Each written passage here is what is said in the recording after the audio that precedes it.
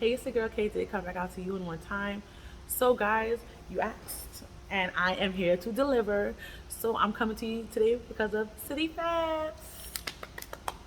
So, I did a podcast this week and asking this lady about the CityFhePs program, and the podcast is not coming out until the fall.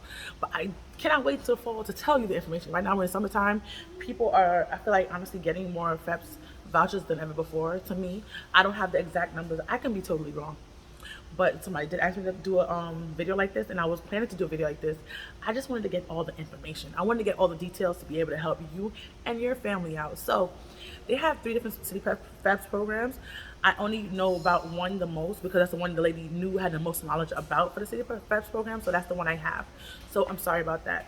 They have FHEPS and they have CityFhePs program.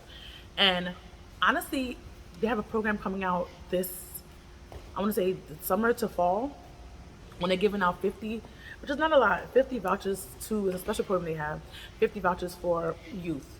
So I think under either 24 or under 21, one of the two, they count as youth. I don't have the specific age group, but you want me to get into that.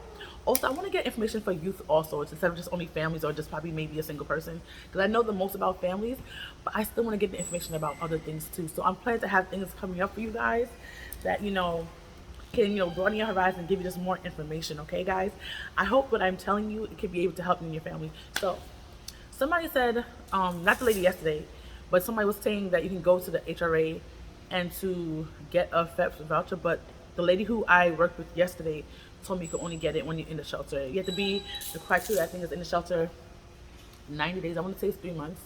I could be wrong. Hopefully not. If I go back and it's wrong, I'll put it down in the description box, okay?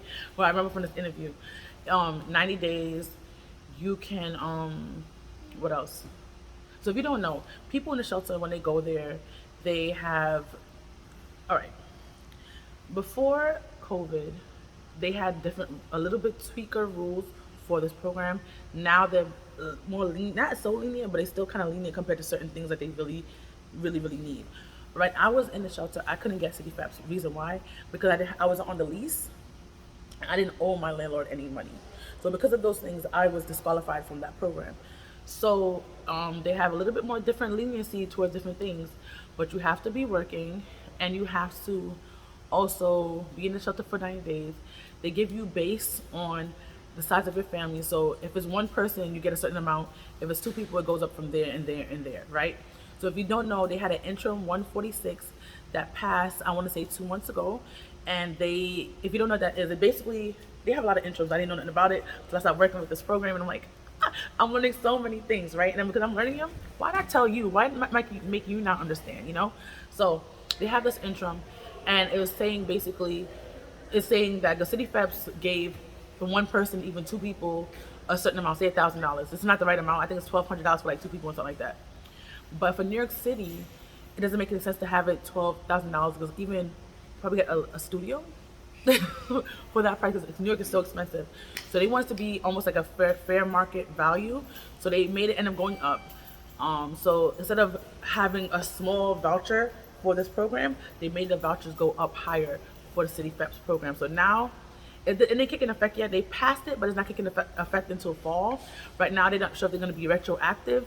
But if you are a person who was in FHEPS and they are behind because of everything is happening, you can do other emergency programs that they have and help you get your back rent, and then they'll put the money up in the future. The lady wasn't sure if they're going to be. I don't even know if it's yet. If it's going to be that whoever's affected by it, like who already has FHEPS, would that money go up or would it stay the same kind of thing? So they're really not, that part not too much about, but I wasn't told that, so I can't tell you that. So I can find it out if you want to know that information. Right now, I can't tell you, okay? So they usually evaluate you based on how much you work and things like that, and it's a program that goes, you have to be a shelter, but it goes through HRA.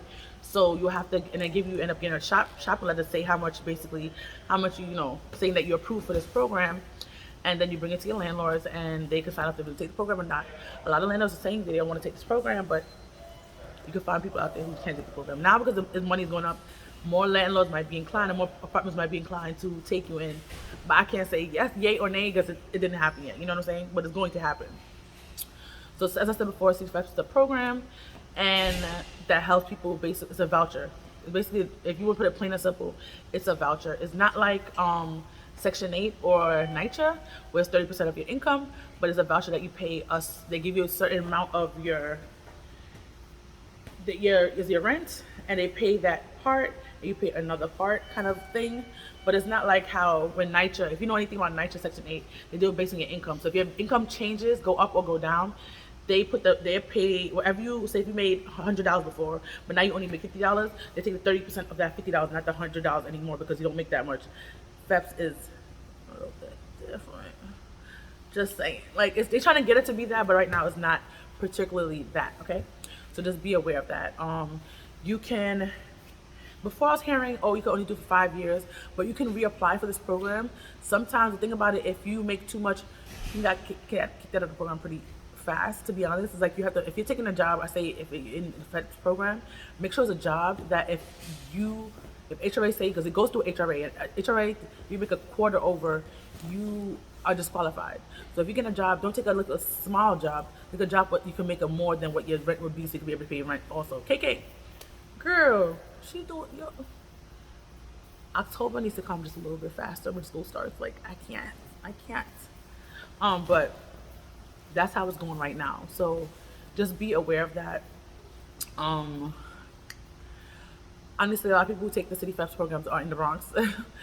It's not it's because the housing market out there is cheaper than the other boroughs, but you can still find apartments in other places. But now they said when the money goes up, the lady was telling me you can even afford apartments in Manhattan soon. So if you just hang on till the fall, you can be able to live the life too. I guess if living in Manhattan is a thing for you.